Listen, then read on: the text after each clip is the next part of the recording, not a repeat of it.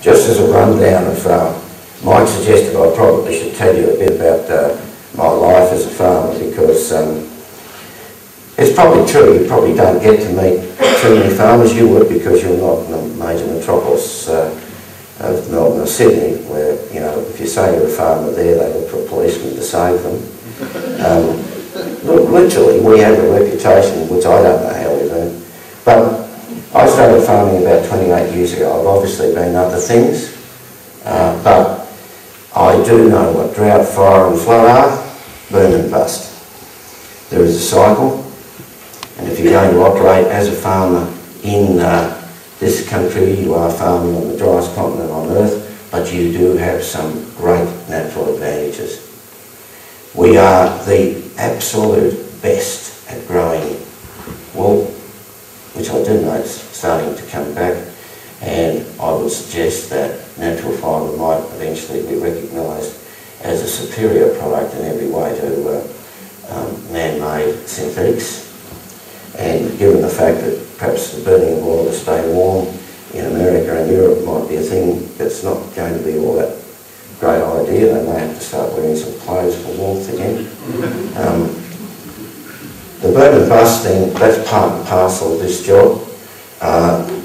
Yes, Bob Hawke made me dig a pit, and I spent 4 days shooting sheep, and I'll never forget him, because I wanted to give them away, and the trade union movement wouldn't wear it. And there were plenty of people who could have done with the feed. It's one of the reasons why I look at charities now very cynically. Yes, I've had enormous damage done to me by bushfires, and there is no way, it was nature's way, it is the total mismanagement of national parks, followed by Dad's army trying to put it out.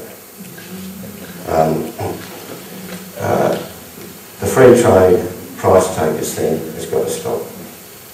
Now, I'm an economist, and in a perfect world, at a market that is only governed by government to see that things are ethical and that things are proper, but market forces should prevail. In other words, the perfect world, that's the way to do it. I've waited long enough for the perfect world. I'm getting a bit sick of it.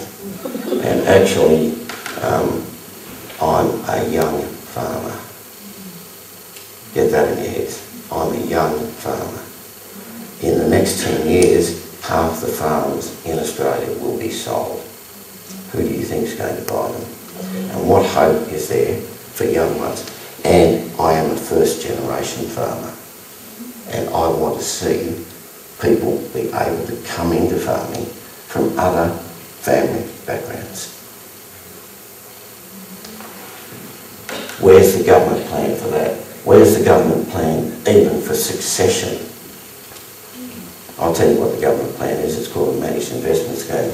Or now, it's the superannuation funds that are going to emulate Kidman and acquire masses of land again and push medium, large and small operators out.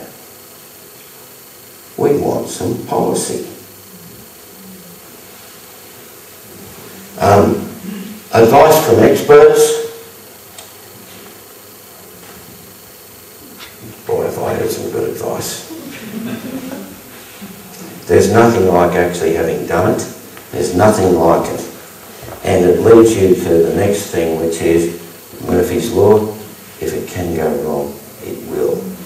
Now, this is why I regard owner-operators as important, because they can survive with that. I think there may be a few things going wrong with the pulp mill too, but they're not going to be left out, hung out to dry like we are. The work and reward thing is pathetic. It really is pathetic. And it's just amazing to go into a specialist steak restaurant and eat really good steak and see the price that ultimately hits the table per kilogram. And just remember, we get somewhere between $1.40 and $2.50, depending on the circumstances.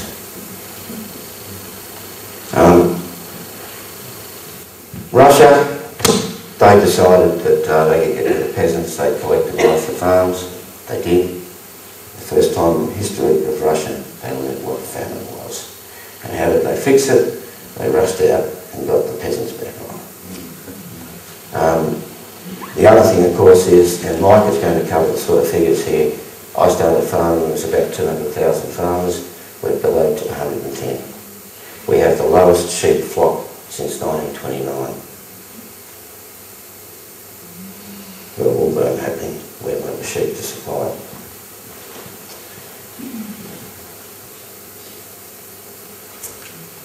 This is a comment from one of my favourite financial groups, the Macquarie Bank.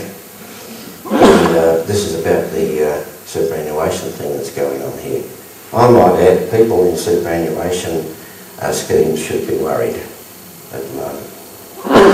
But they've got this massive land acquisition, they're going to go into agriculture, and yes, it has been a bad news story, and I think that's been deliberate. And yes, no matter what we farmers get, everything we sell makes money for everyone else. This is the amazing thing. Something's going on here. Everything we sell makes money from someone else.